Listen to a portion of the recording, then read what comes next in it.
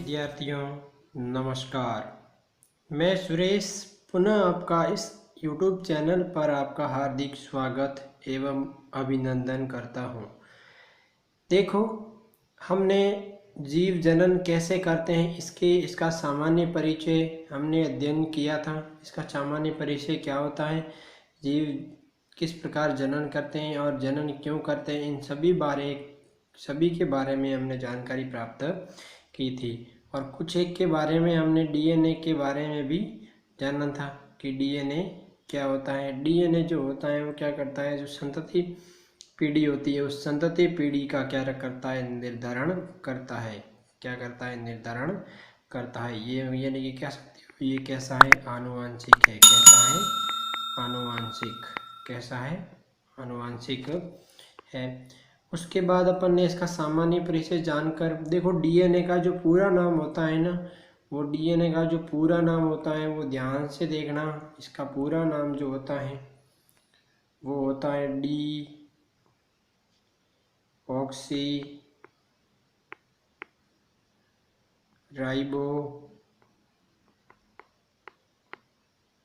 Nucleic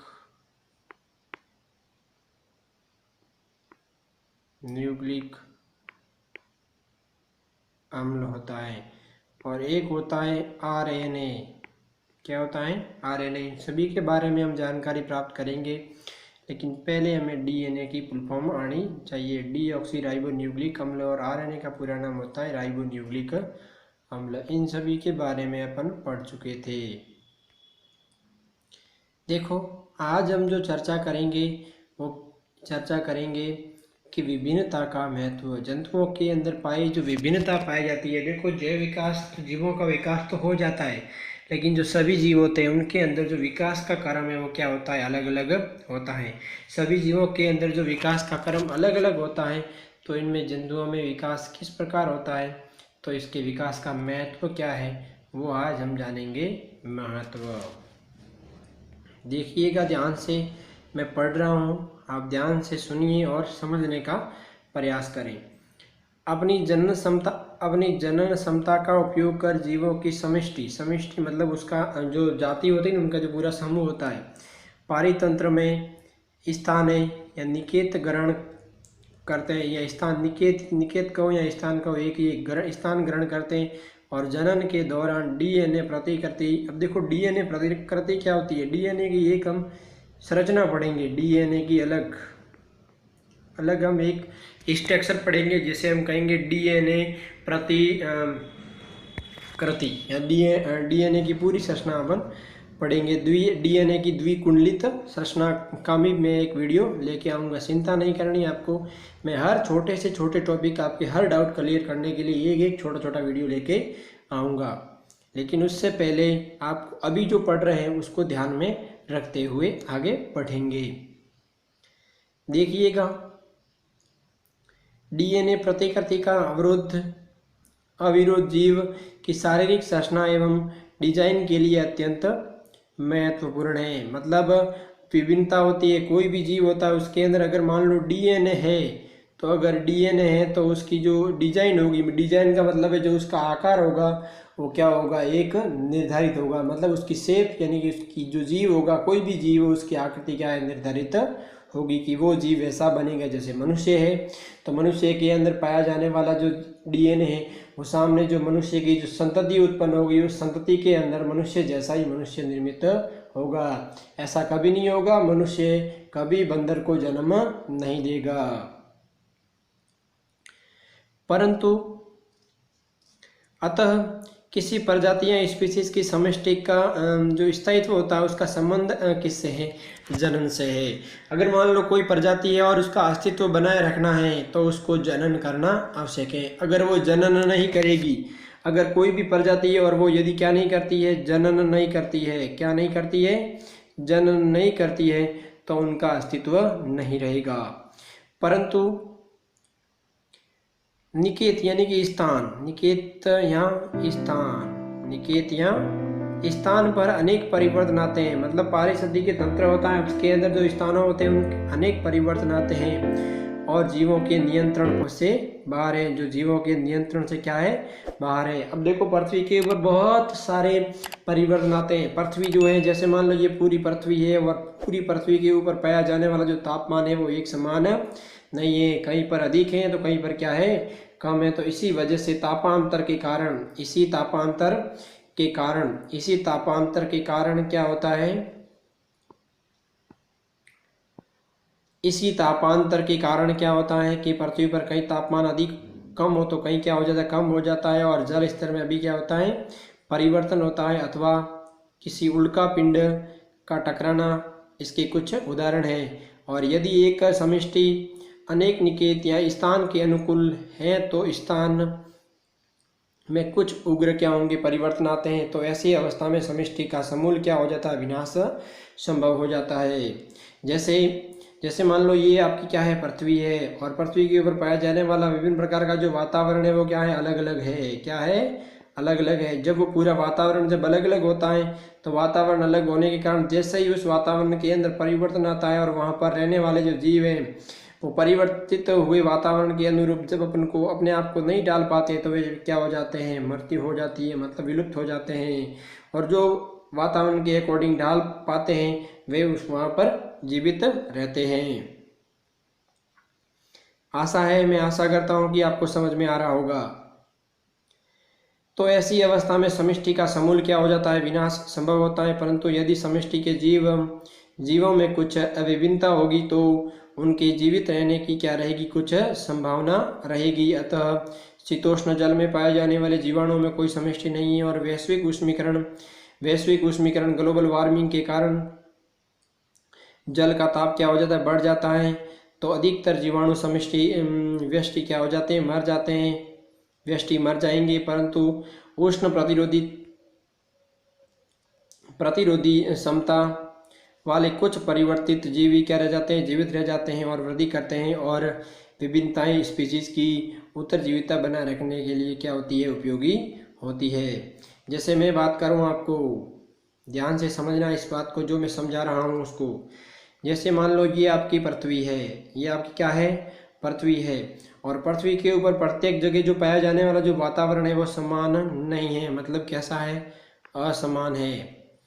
कैसा है, असमान है। कैसा है, असमान है। असमान होने के कारण वहाँ पर पाए जाने वाले जो भी जीव होते हैं, क्या होते हैं, जो भी जीव होते हैं उन जीवों के अंदर क्या पाई जाती है, विभिन्नता। क्या पाई जाती है, विभिन्नता। क्या पाई जाती है, विभिन्नता पाई जाती है। और यदि वह जीव वहाँ बदलते वातावरण के अनुरूप यदि अपने आप को क्या कर लेता है, परिवर्तित कर देता है, अगर परिवर्तित कर देता है तो वो क्या रहेगा, जीवित रहेगा। तो वो क्या रहेगा, जीवित रहेगा। लेकिन यदि किसी कारणवश वही जीव उस वातावरण के अकॉर्डिंग अपने आप को नहीं ढाल पाता है तो क्या हो जाता है, मृत हो जाता है, मतलब मर जाता है। यानी कि धीरे धीरे वो क्या हो जाएगा, विलुप्त हो जाएगा।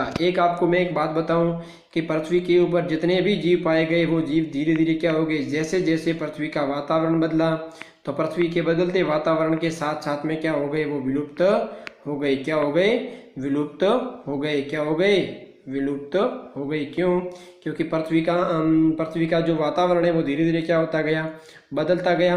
और पृथ्वी के इस बदलते वातावरण के कारण वे जीव थे वो उस वातावरण के अनुरूप नहीं डाल पाए। तो उस वातावरण के अनुरूप नहीं डाल पाने के कारण वे क्या हो गए, विलुप्त हो गए, जो वर्तमान में नहीं है। जैसे डायनासोर है ना।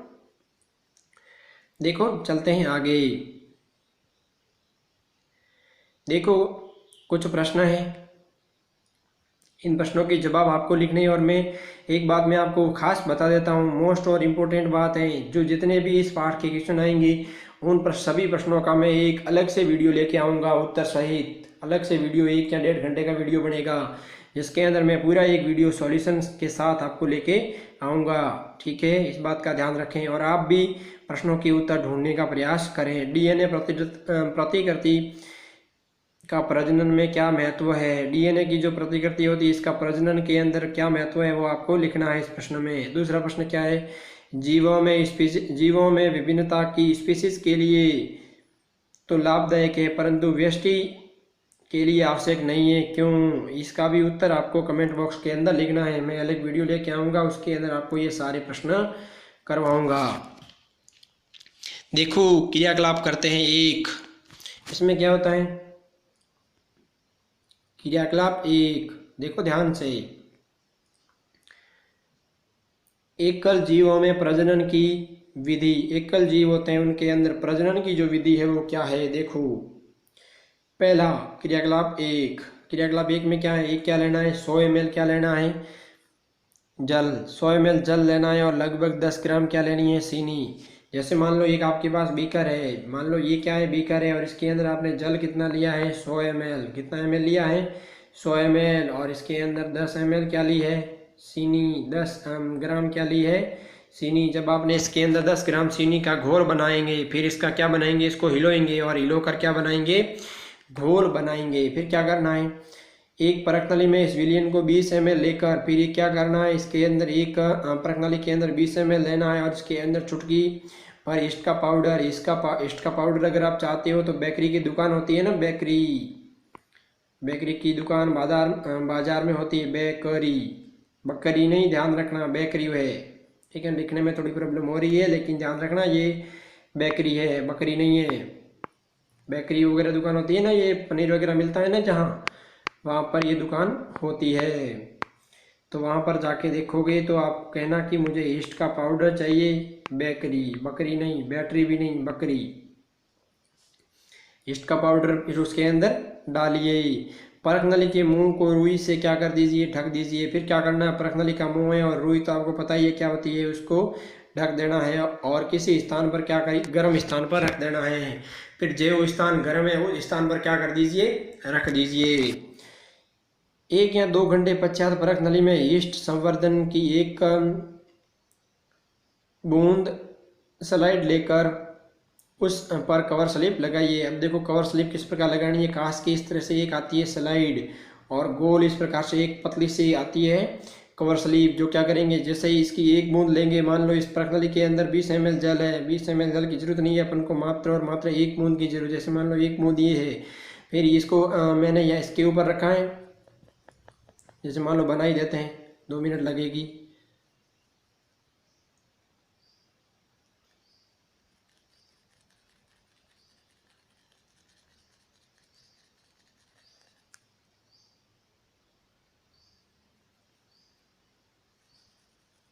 जैसे ये मान लो परख नली है, सॉरी स्लाइड है, इस स्लाइड के अंदर आपने क्या लिया है?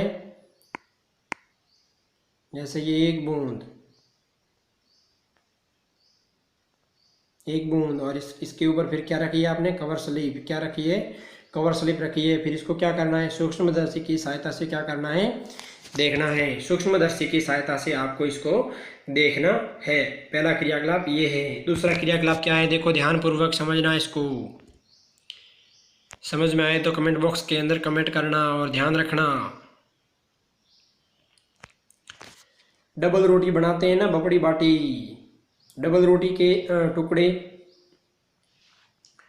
डबल रोटी के एक टुकड़े को जल में भिगोकर ठंडे, नम या अंधेरे स्थान पर रख दीजिए। और आवर्धिक लेंस, एक लेंस होता है जिसको बोलते हैं आवर्धक लेंस। कौन सा लेंस? आवर्धक लेंस की सहायता से स्लाइड की सतह पर क्या करिए? निरीक्षण करिए। ये सारे आपको प्रैक्टिकल ही हम इस यूट्यूब चैनल पर आपको उपलब्ध करवाएंगे। उससे पहले आपको इस यूट्यूब चैनल पर जुड़ना है। जैसे ही आप इस यूट्यूब चैनल पर जुड़ोगे तो हम धीरे धीरे सारे वीडियो अपलोड करने के बाद में, जैसे ही पूरा कोर्स कंप्लीट होगा तो कोर्स कंप्लीट होने के बाद में हम इसके प्रश्न उत्तर के वीडियो चढ़ाएंगे और उसके बाद जितने भी क्रियाकलाप हैं उन प्रत्येक क्रियाकलाप का एक वीडियो अपलोड होगा। अगले 1 सप्ताह तक परीक्षण को क्या करना है? नोट करना है। अगले 1 सप्ताह तक यही परीक्षण आपको करना है।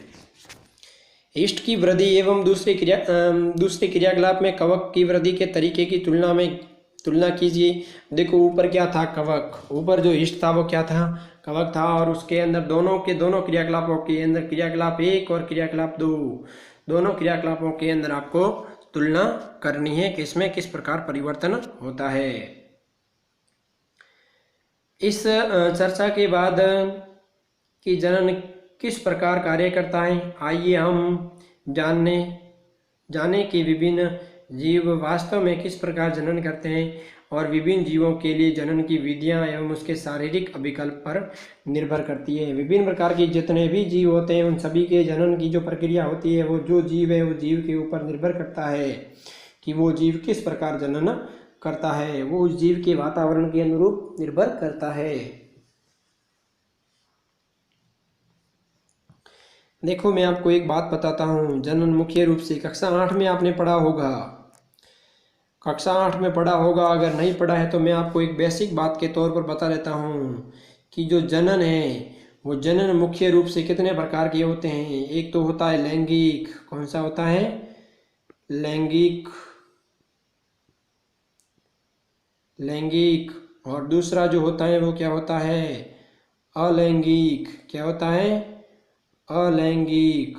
क्या होता है, अलैंगिक।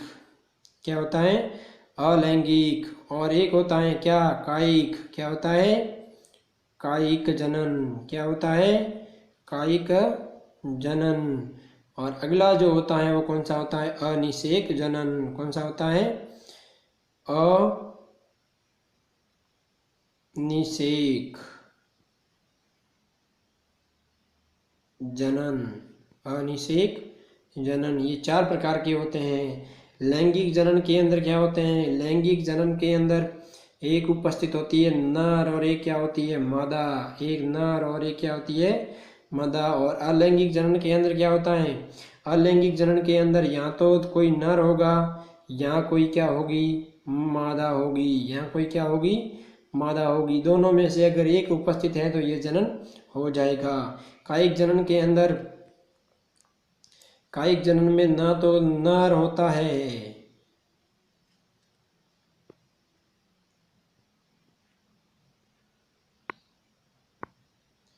ना तो नर और ना ही मादा। ये है जनन के बेसिक प्रकार जो आप ध्यान में रखोगे।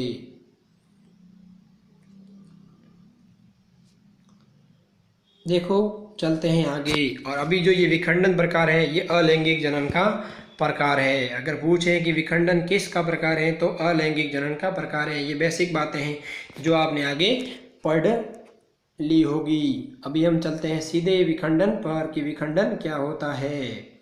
अब देखो सीधे विखंडन पर आते हैं तो विखंडन के अंदर हम ये जानते हैं कि जो विखंडन विधि होती है, इस विखंडन विधि के द्वारा, विखंडन विधि, विखंडन विधि, विखंडन विधि के द्वारा जनन किस प्रकार सफल होता है।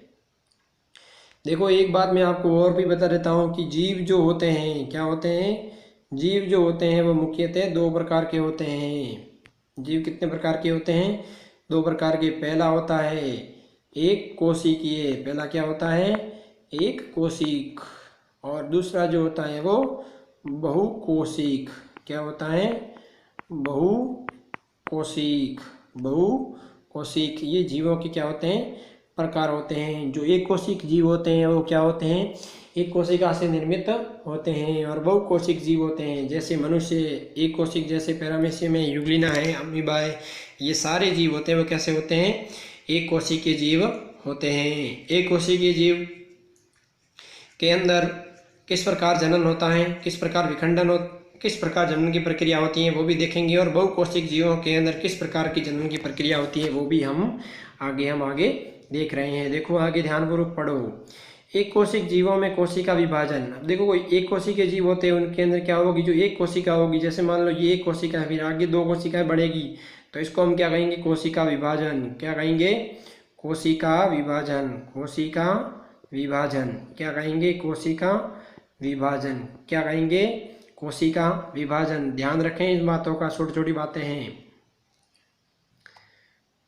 विखंडन, कोशिका विभाजन अथवा विखंडन के द्वारा नए जीव की उत्पत्ति, नए जीवों की उत्पत्ति होती है। और विखंडन के अनेक तरीके प्रक्षेपित किए गए हैं। विखंडन के बहुत सारे तरीके हैं, लेकिन अपने यहाँ जो कौन कौन से तरीके हैं वही अपन को पढ़ना है। जो हमारे सिलेबस में है उस सिलेबस के अंदर ही हमें विखंडन के तरीकों को पढ़ना है, क्योंकि हमें बोर्ड पास करना है। कोई बड़ा ज्ञाता बनना है तो उसके लिए बहुत टाइम पड़ा है, लेकिन अभी केवल अपने को बोर्ड का एग्ज़ाम पास करना है। समझ में आ रहा है तो कमेंट बॉक्स के अंदर कमेंट करके बताओ। अगर नहीं आ रहा है तो भी बताओ, आ रहा है तो भी बताओ। अनेक जीवाणु एवं प्रोटोजोआ की कोशिका विभाजन के द्वारा दो बराबर भागों में क्या हो जाती है, विभक्त हो जाती है। और अमीबा जैसे जीवों में कोशिका विभाजन किसी भी तल में हो सकता है। अमीबा मात्र एकमात्र ऐसा कोशिकीय जीव है जिसके अंदर जो कोशिका विभाजन है वो किसी भी तल के अंदर हो सकता है। देखो अमीबा में किस प्रकार ईस्ट में किस प्रकार कोशिका का विभाजन होता है। देखो ये डायग्राम दिए गए हैं।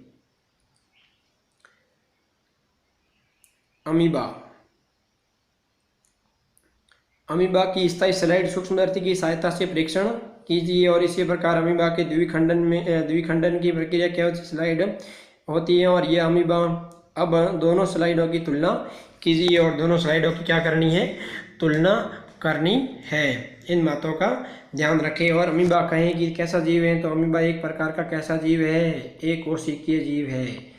कैसा जीव है, एक कोशिक जीव है। इन बातों का ध्यान रखें, छोटी छोटी बातें हैं आपको याद रखनी चाहिए।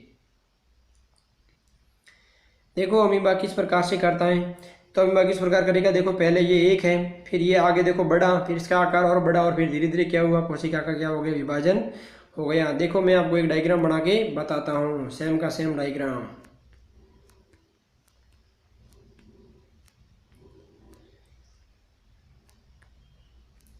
जैसे मान लो ये अमीबा है, क्या है, अमीबा है, और इसके अंदर ये क्या है, केंद्रक है।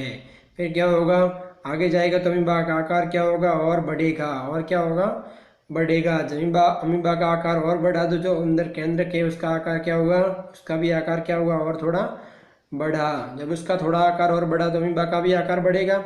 जब अमीबा का आकार बढ़ा फिर आगे क्या होगा, जैसे ही ये प्रक्रिया आगे चलेगी, तो जैसे ये प्रक्रिया आगे चलेगी तो अमीबा का धीरे धीरे क्या होगा, आगे विभाजन होने की प्रक्रिया में आ जाएगा। इस तरह से केंद्रक के अंदर विभाजन होने की प्रक्रिया में आ जाएगा। और आगे जाकर ये क्या हो जाएगा, पूर्णतः क्या हो जाएगा, दो छोटे छोटे अमीबाओं के अंदर क्या हो जाएगा, विभाजित हो जाएगा। इस तरह से ये होती है अमीबा के अंदर विभाजन की प्रक्रिया। और इसके अंदर जो विधि होती है उसको हम कहेंगे विखंडन। क्या कहेंगे, विखंडन। विखंडन प्रक्रिया, कौन सी प्रक्रिया, विखंडन। इन बातों का ध्यान रखें। परंतु कुछ एक कोशिकीय जीवों में शारीरिक संरचना क्या होती है, अधिक संगठित होती है। देखो कुछ एक कोशिकीय जीव ऐसे होते हैं जिनके अंदर जो शारीरिक संगठन की जो संरचना होती है वो सरल होती है। और कुछ एक कोशिकीय जीव ऐसे होते हैं जिनके अंदर जो शारीरिक संरचना होती है वो बिल्कुल संगठित होती है और जटिल होती है। तो उन्हें से कैसे निपटें। उदाहरण के लिए कालाजार रोगाणु, उदाहरण के लिए एक रोगाणु है जिसका नाम क्या है, कालाजार। क्या नाम है, कालाजार रोगाणु। और एक होती है, एक क्या होता है, लेशमानिया की कोशिका होती है। लेशमानिया की कोशिका के एक सिरे पर कोड़े के समान एक सूक्ष्म क्या होती है, संरचना होती है। जो ऐसे जीवों के द्विखंडन की एक निर्धारित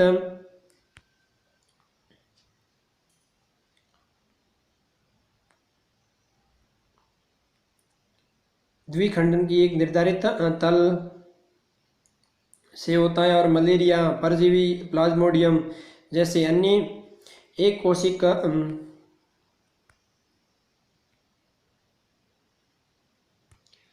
ध्यान रखना, ये ना थोड़ी यहाँ पे गड़बड़ हो गई, विखंडन नहीं अमीबा में होगा द्विविखंडन। देखो मैं लिख देता हूँ वापस, द्विविखंडन, द्विविखंडन होगा। मलेरिया, परजीवी, प्लाज्मोडियम एक जैसे अन्य एक कोशिकीय जीवों में, ये सारे एक कोशिकीय जीव है। अगर कहें कि एक कोशिकीय जीवों के उदाहरण बताओ तो क्या बताओगे, कालाजार रोगाणु भी एक कोशिकीय, लेशमानिया की कोशिका भी एक कोशिकीय, मलेरिया परजीवी एक कोशिकीय,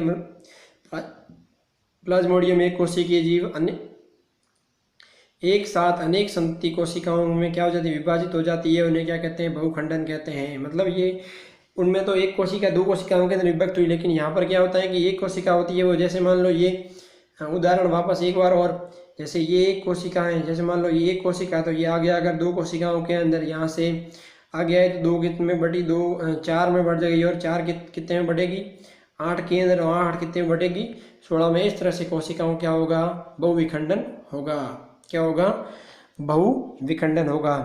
दूसरी ओर यीस्ट से मुकुल उबर कर कोशिका से अलग हो जाते हैं, और दूसरी ओर जो यीस्ट होता है उसके अंदर मुकुल उबर कर एक अलग हो जाता है तथा स्वतंत्र रूप से क्या करते हैं, वृद्धि करते हैं। और हम क्रियाकलाप 1.8 देख चुके हैं। देखो ये प्लाज्मोडियम, और प्लाज्मोडियम के अंदर जो क्या होता है, बहुखंडन। क्या होता है, बहुखंडन। क्या होगा, बहुखंडन किसमें होता है, प्लाज्मोडियम के अंदर। देखो एक लेशमानिया का जो द्विखंडन दिया हुआ इसके अंदर किस प्रकार है, देखो ऊपर से ए कंडीशन के अंदर, देखो आगे एक और, जैसे यहाँ से ये तो एक बनी हुई लड़ी है, लेकिन यहाँ पर एक तो लंबी है ही, उसके अलावा देखो यहाँ पर एक निर्मित हो रही है, फिर यहाँ पर क्या हुई, सी में के अंदर क्या हुई, थोड़ी बड़ी हुई, फिर डी के अंदर क्या हुई, देखो थोड़ी बड़ी हुई, और अंदर कितने केंद्रक बने, 2 केंद्रक। कितने केंद्रक बने, 2 केंद्रक। और ई के अंदर देखो इस प्रकार से मछली के आकार की बन गई, और कितने केंद्रक बन गए, 2, और दोनों लड़ियाँ क्या हो गई, बराबर हो गई। और इस तरह के अंदर इसके अंदर क्या होगा, द्विखंडन। क्या होता है, द्विखंडन की प्रक्रिया संपन्न होती है। अब बात करते हैं खंडन की। अब बात करते हैं खंडन विधि। अब देखो खंडन किस किस में होता है, खंडन किस प्रकार होता है, इसकी हम बात करते हैं। पहले बात करते हैं हम क्रियाकलाप की। किसकी बात करते हैं, क्रियाकलाप की। किसी झील अथवा तालाब जिसका जल गहरा हरा दिखाई देता हो, ऐसी झील या मान लो ऐसा कोई तालाब देखना है जिसका जो जल है वो कैसा दिखता हो, गहरा हरा दिखता हो। कैसा दिखता हो, गहरा हरा दिखता हो, दिखाई देता हो, जिनमें तंतु के समान संरचनाएं हो, और उससे कुछ जल एकत्रित कीजिए, और उससे क्या करना है, कुछ मात्रा के अंदर जल को क्या करना है, एकत्रित करना है। अब देखो ऐसा तालाब देखना है जो तालाब कैसा हो, हरा हो। कैसा हो, हरा हो। तालाब हो या फिर कोई झील हो, वो कैसी हो, हरी हो, और उसे क्या एकत्रित करना है, पानी। क्या एकत्रित करना है, पानी एकत्रित कीजिए। फिर क्या करना है, एक स्लाइड पर अथवा 2 तंतु रखिए, और एक स्लाइड लेनी है, और उसके ऊपर कितने तंतु रखने हैं, 2 तंतु रखिए, और इन तंतुओं की ग्लिसरीन की एक बूंद डाल की, और एक स्लाइड लेनी है, वही स्लाइड लेनी है, और स्लाइड के ऊपर क्या लेनी है, एक ग्लिसरीन की एक बूंद डालकर कवर स्लिप से क्या कर दीजिए, ढक दीजिए। एक ग्लिसरीन की बूंद लेनी है और उस स्लाइड के ऊपर डालनी है, और स्लाइड के ऊपर डालकर क्या करनी है, कवर स्लिप के उसको ढक देना है। सूक्ष्मदर्शी के नीचे स्लाइड का प्रेक्षण कीजिए। क्या आप स्पाइरोगाइरा मतलब शैवाल, नील हरित शैवाल होते हैं ना, जैसे हम बोलते हैं नील, क्या बोलते हैं, नील बोलते हैं जिनको हमारी भाषा में, लोकल लैंग्वेज में। स्पाइरोगाइरा विभिन्न ऊतक पहचान सकते हैं। सरल संरचना वाले बहुकोशिक जीवों में जनन की सरल विधि कार्य करती है। उदाहरण के लिए स्पाइरोगाइरा और सामान्यतः अविकसित होकर छोटे छोटे टुकड़ों में विखंडित हो जाती है। स्पाइरोगाइरा होता है वो क्या होता है, छोटे छोटे टुकड़ों के अंदर विकसित होकर क्या हो जाता है, टूट जाता है, विखंडित हो जाता है, टुकड़ों के अंदर टूट जाता है। यह टुकड़े खंड वृद्धि कर नए जीव या व्यष्टि विकसित करते हैं, और क्रियाकलाप 8.4 में परीक्षण के आधार पर हम इसका कारण खोज सकते हैं। परंतु यह सभी बहुकोशिकीय जीवों के लिए सत्य नहीं है। परंतु ये जो खंडन जो सभी जो बहुकोशिकीय जीव होते हैं उन सभी के लिए ये संभव नहीं है। वे सरल रूप से दर कोशिका विभाजित नहीं होते, यानी कि जो बहुकोशिकीय जीव होते हैं वे कोशिका दर कोशिका का विभाजन नहीं करते। ऐसा क्यों, इसका कारण क्या है कि अधिकतर बहुकोशिकीय जीव विभिन्न कोशिकाओं का एक समूह मात्र नहीं है। विशेष कार्य हेतु विशिष्ट कोशिकाएं संगठित होकर ऊतक का निर्माण करती है। क्यों ऐसा संभव नहीं है, क्योंकि जो विभिन्न प्रकार की जो अलग अलग कोशिकाएं होती है वो कोशिकाएं मिलकर किसका निर्माण करती है, ऊतक का। किसका निर्माण करती है, ऊतक का। किसका निर्माण करती है, ऊतक का निर्माण करती है, ऊतक का निर्माण करती है। ऊतक संगठित होकर अंग बनाते हैं, और ऊतक जो होते हैं वो संगठित होकर क्या बनाते हैं, अंग बनाते हैं, और शरीर में इसकी स्थिति भी निश्चित होती है। और ऐसी सजग व्यवस्थित परिस्थिति को कोशिका दर कोशिका विभाजन अव्यवहारिक है और बहुकोशिकीय जीवों को जनन के लिए अपेक्षाकृत अधिक जटिल विधि की आवश्यकता होती है। बहुकोशिकीय जीव होते हैं, उनके अंदर यदि मान लो क्या करना है, जनन करना है, तो और जटिल विधि की आवश्यकता होती है। बहुत जटिल विधि से उनमें क्या होता है, जनन होता है। सामान्य विधियों से जनन संभव नहीं है। सामान्य विधियों से जनन संभव नहीं है। देखो आगे, बहुकोशिक जीवों द्वारा प्रयुक्त एक सामान्य युक्ति यह है कि विभिन्न प्रकार की कोशिकाएं विशिष्ट कार्य के लिए क्या होती है, दक्ष होती है। विशिष्ट कार्य के लिए क्या होती है, दक्ष होती है। और इस सामान्य व्यवस्था का परिकलन करते हुए इस प्रकार के जीवों में जनन के लिए विशिष्ट प्रकार की कोशिकाएं होती है। और क्या जीव अनेक प्रकार की कोशिकाएं बना सकते हैं? इसका उत्तर, क्या जीव जो होते हैं वो क्या अनेक प्रकार की कोशिकाएं बना सकते हैं? क्या अनेक प्रकार की कोशिकाएं बना सकते हैं? और जीव में कुछ ऐसी कोशिकाएं होनी चाहिए जिनमें क्या हो, वृद्धि हो, क्रम प्रसरण तथा उचित परिस्थिति में विशेष प्रकार की कोशिकाएं क्या कर सके, कोशिकाएं बनाने की क्षमता हो। अब बात करते हैं पुनरुद्भवन। क्या करते हैं? पुनरुद्भवन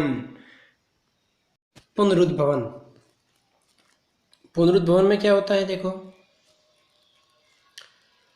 पुनरुद्भवन क्या होता है? पूर्ण रूपेण विभेदित जीवों में अपने कायिक भाग से नए जीव का निर्माण करना। कायिक भाग मतलब इसके अंदर जो ये जीव है, इस जीव का जो पूरा जो शरीर है, जैसे ये प्लेनेरिया के अंदर ये उद्भवन हो रहा है। इसमें क्या होगा, जैसे मान लो ये एक पूरा जीव है, तो इसमें क्या होगा, छोटे छोटे भागों के अंदर क्या होगा, ये आगे विभक्त होगा। मतलब इसमें क्या होगा, देखो, अर्थात यदि किसी कारणवश जीव सत या विशत हो जाता है। सत या विशत मतलब कोई कारणवश अगर मान लो इसके टुकड़े हो जाते हैं, जैसे मान लो ये प्लेनेरिया जीव है और किसी कारणवश इसके क्या हो जाते हैं, टुकड़े हो जाते हैं, तो क्या होता है, अथवा ये कुछ टुकड़ों में टूट जाता है तो इनके अनेक टुकड़े वृद्धि कर नए जीव में विकसित हो जाते हैं। अब देखो, पुनरुद्भवन की मुख्य विशेषता ये होती है कि इसके अंदर जो जीव है वो जीव, जैसे मान लो ये एक जीव, जैसे ये प्लेनेरिया का ही उदाहरण अपन देख रहे हैं, तो प्लेनेरिया के अंदर ही क्या होता है, जैसे ये प्लेनेरिया का उदाहरण है, ये वाला, जैसे ये प्लेनेरिया है, क्या है, प्लेनेरिया है, तो इसमें क्या होगा, पुनरुद्भवन होने का मतलब भी यही है कि एक जीव होता है और किसी कारणवश इसके क्या हो जाते हैं, टुकड़े, क्या हो जाते हैं, इसके बहुत सारे क्या हो जाते हैं, टुकड़े हो जाते हैं। तो बहुत सारे टुकड़े होने की वजह से जो छोटे छोटे टुकड़े होते हैं वो टुकड़े किसमें परिवर्तित हो जाते हैं, एक नए जीव के अंदर क्या हो जाते हैं, परिवर्तित हो जाते हैं। और इस घटना को क्या कहते हैं, पुनरुद्भवन कहते हैं, जिसमें ये देखो इस प्रकार से अलग अलग प्रकार के नए जीव, एक जो पहले जीव था उस जीव के अनुसार आगे जीवों का क्या हो गया, निर्माण हो गया। देखो आगे, तो इसके अनेक टुकड़े वृद्धि कर नए जीव के अंदर क्या हो जाते हैं, विकसित हो जाते हैं। उदाहरण के लिए हाइड्रा तथा प्लेनेरिया जैसे सरल प्राणियों को यदि कई टुकड़ों में काट दिया जाए तो प्रत्येक टुकड़ा विकसित होकर पुनर्जीव का निर्माण कर देता है। उदाहरण के तौर पर एक कौन है, हाइड्रा, एक कौन है, हाइड्रा, और एक कौन है, प्लेनेरिया। ये दो मात्र एक ऐसे एग्जाम्पल हैं जिन एग्जाम्पलों की सहायता से हम ये समझ सकते हैं कि इनके अंदर, जैसे एक हाइड्रा होता है तो हाइड्रा के अंदर छोटे छोटे भागों के अंदर टूट जाएंगे, तो इसके जो भाग टूटे इस भाग का नया हाइड्रा बनेगा, इस भाग का अलग हाइड्रा बनेगा, इस भाग का भी अलग हाइड्रा बनेगा, और इस भाग का भी क्या बनेगा, अलग हाइड्रा बनेगा। तो इसकी जैसे सरल प्राणियों को यदि कई टुकड़ों में काट दिया जाए तो प्रत्येक टुकड़ा विकसित होकर पुनः जीव का निर्माण कर लेता है। प्रत्येक टुकड़ा वापस जीवित होकर प्रत्येक अलग नए जीव का निर्माण करता है, तो पुनरुद्ध भवन की परिभाषा क्या बनेगी, इस परिभाषा को अंडरलाइन करें किताब के अंदर और ध्यान दें। पुनरुद्ध भवन की परिभाषा ये बनेगी कि सरल प्राणियों में यदि कई टुकड़ों में काट दिया जाए, यदि उनको कई टुकड़ों के अंदर काट दिया जाए तो प्रत्येक टुकड़ा विकसित होकर पुनर्जीव का निर्माण कर देता है और यह क्या कहलाता है, पुनरुद्ध भवन कहलाता है। क्या कहलाता है, पुनरुद्ध भवन कहलाता है। पुनरुद्ध भवन पुनर्जनन विशिष्ट कोशिकाओं के द्वारा संपादित होता है तथा कोशिकाओं के कम प्रसरण से अनेक कोशिकाएं बनती है और कोशिकाओं के इस समूह से परिवर्तन के दौरान विभिन्न प्रकार की कोशिकाएं और ऊतक बनते हैं और यह परिवर्तन बहुत व्यवस्थित रूप एवं क्रम से होता है, जिन्हें क्या कहते हैं, परिवर्धन कहते हैं। तो परिवर्धन की भी आपको परिभाषा याद रखनी है, क्योंकि परिवर्तन क्या है, इसमें परिवर्तन की परिभाषा सीधी बनेगी। पुनरुद्ध भवन की परिभाषा क्या होगी, जैसे मान लो ये प्लेनेरिया जीव होता है, तो प्लेनेरिया जीव जैसे मान लो ये प्लेनेरिया है, तो इसके अंदर ये पहला एक जीव है, इसको मान लो आपने छोटे टुकड़ों के अंदर काट दिया, तो जितने टुकड़े होंगे उतने प्लेनेरिया का निर्माण होगा। ठीक वैसे ही हाइड्रा के अंदर भी, हाइड्रा का एक बड़ा टुकड़ा है, उसको छोटे छोटे टुकड़ों के अंदर जितने टुकड़ों में काटोगे उतने ही नए हाइड्राओं का निर्माण होगा। परिवर्धन किसे कहते हैं, देखो, कोशिकाओं के इस समूह से परिवर्तन के दौरान विभिन्न प्रकार की कोशिकाएं एवं ऊतक बनते हैं। जब कोशिकाओं के अंदर जब पुनरुद्ध भवन होता है तो उसके अंदर क्या होता है, बहुत प्रकार की कोशिकाएं और ऊतक बनते हैं और यह परिवर्तन और उनके अंदर जो कोशिकाएं बनती है और कोशिकाओं के बनने का जो ये परिवर्तन और जो होता है ना व्यवस्थित रूप से और एक क्रम से होता है, इसको हम क्या कहते हैं, परिवर्धन कहते हैं। मतलब जितने भी कोशिकाएं होगी, जितने भी ऊतक बनेंगे, तो उनके अंदर बनने का एक निर्धारित निश्चित क्रम होगा। तो निश्चित क्रम से अगर वो बनेंगे तो इसको क्या कहेंगे, पुनरुद्ध भवन कहते हैं। परंतु पुनरुद्ध भवन जनन के समान नहीं होता है। पुनरुद्ध भवन जो होता है वो जनन के समान नहीं होता है। इसका मुख्य कारण यह है कि प्रत्येक जीव, इसका मुख्य कारण देखो, पुनरुद्ध भवन का जो मुख्य कारण है ना, इस मुख्य कारण को ध्यान में रखना। पुनरुद्ध भवन का जो मुख्य कारण है इसको ध्यान में रखना। क्या है, देखो, इसको अंडरलाइन कर सकते हो किताब के अंदर। इसका मुख्य कारण यह है कि प्रत्येक जीव के किसी भाग को काट कर सामान्यतः नया जीव उत्पन्न नहीं हो सकता। इसका मुख्य कारण ये है, जनन क्यों, इसका मुख्य कारण क्या है, इसका मुख्य कारण यही है कि प्रत्येक जीव के किसी भी भाग को काट कर सामान्यतः नया जीव उत्पन्न नहीं होता। यानी कि आप हर एक जीव को ऐसा संभव नहीं मानोगे, जैसे मान लो कोई हर एक जीव है, जैसे मान लो एक हाथी है और हाथी का एक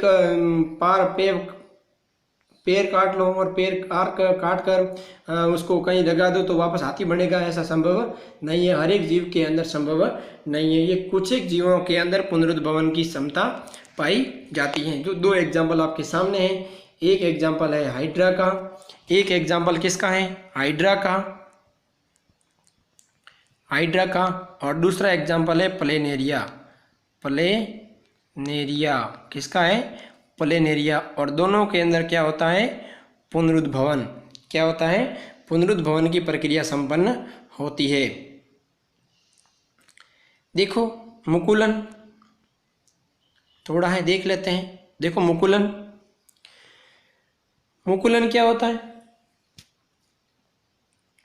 हाइड्रा जैसे कुछ प्राणी पुनर्जनन की क्षमता वाली कोशिकाओं का उपयोग मुकुलन के लिए करते हैं। हाइड्रा जैसे मान लो हाइड्रा के अंदर क्या होता है, हाइड्रा के अंदर जो ऊपर जो भी अपने पढ़ा है, इसके अंदर क्या है, पुनरुद्ध भवन भी हाइड्रा में होता है। और हाइड्रा मात्र एक ऐसा है जिसमें क्या होता है, पुनरुद्ध भवन भी होता है और क्या होता है, मुकुलन भी होता है। तो कुछ प्राणी पुनर्जनन की क्षमता वाली कोशिकाओं का उपयोग मुकुलन के लिए भी करते हैं और हाइड्रा में कोशिकाओं के नियमित विभाजन के कारण एक स्थान पर उबार क्या हो जाता है, विकसित हो जाता है और ये उबार मुकुल की क्या करता है, वृद्धि करता हुआ नन्हे जीव में क्या हो जाता है, बदल जाता है। अब देखो ये जैसे मान लो ये क्या है, हाइड्रा है, ये क्या है, ये मान लो ये क्या है, हाइड्रा है, क्या है, हाइड्रा है। ध्यान से देख लो कैसा होता है हाइड्रा। इस हाइड्रा के अंदर एक भाग से मान लो ये यहाँ से वृद्धि कर रहा है तो कोई मान लो यहाँ से भी वृद्धि कर सकता है यूँ। तो यहाँ से जो वृद्धि करेगा ये धीरे धीरे इसका रूप लेगा। जैसे ऊपर वाला जो ये वाला रूप है ना, इस नुमा रूप बनेगा। जैसे मान लो ये बन गया तो इसको कहते हैं मुकुलन। क्या कहते हैं? मुकुलन। ध्यान से देख लो, मुकुलन कहते हैं। फिर ये विद्यार्थियों, ये भी आपको ध्यान में होना चाहिए कि इसके अंदर एक उभार निकलेगा। उभार कहो या मुकुल कहो, बात एक ही है। इसको आप उभार भी कह सकते हो। जो मुकुल ये लिखा हुआ है ना, इस मुकुल को आप उभार भी कह सकते हो। क्या कह सकते हो? उभार। क्या कह सकते हो? उभार। तो जो ये उभार बन रहा है ना, ये धीरे धीरे क्या करेगा? वृद्धि। क्या करेगा? वृद्धि। यही उभार है, वो धीरे धीरे क्या करेगा? वृद्धि करेगा। क्या करेगा?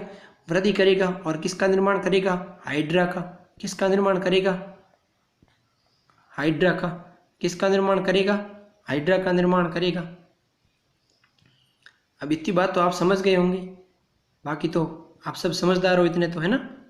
क्योंकि हाइड्रा का एग्जाम्पल कोई आज नहीं पढ़ रहे हैं। हाइड्रा का एग्जाम्पल 6ठी से लगाकर 7वीं 8वीं और 9वीं की तक पढ़ते आए हैं, तो थोड़ी बहुत आपको समझ लगानी है। फिर क्या है? नन्हे जीव में बदल जाता है और पूर्णतः विकसित होकर जनक से अलग होकर स्वतंत्र हो जाता है। अब जैसे ही देखो, ये पूरा डायग्राम मैंने ले लिया है। स्क्रीनशॉट लेना चाहो तो ले सकते हो। मैं इसको एक बार क्लीन कर देता हूँ, फिर आपको एक बार वापस समझा देता हूँ ताकि आपको समझ में आ जाए।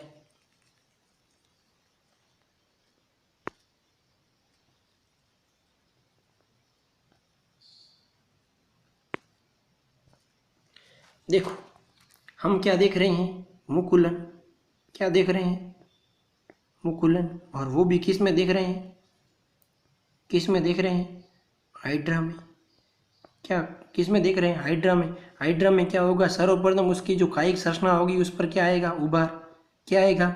उभार। और उभार जैसे क्या हो जाएगा? विकसित। क्या हो जाएगा? विकसित। क्या हो जाएगा? विकसित हो जाएगा। जब ये पूर्ण विकसित हो जाएगा, जब ये पूर्ण विकसित हो जाएगा तो ये जनक से क्या हो जाएगा? अलग। जनक से अलग। जनक से अलग होकर हाइड्रा बनेगा। जनक से अलग होकर हाइड्रा बनेगा। क्या बनेगा? हाइड्रा बनेगा। ये प्रोसेस इस प्रकार होता है। एक बार मैं फिर आपको समझा देता हूँ ये प्रोसेस पूरा।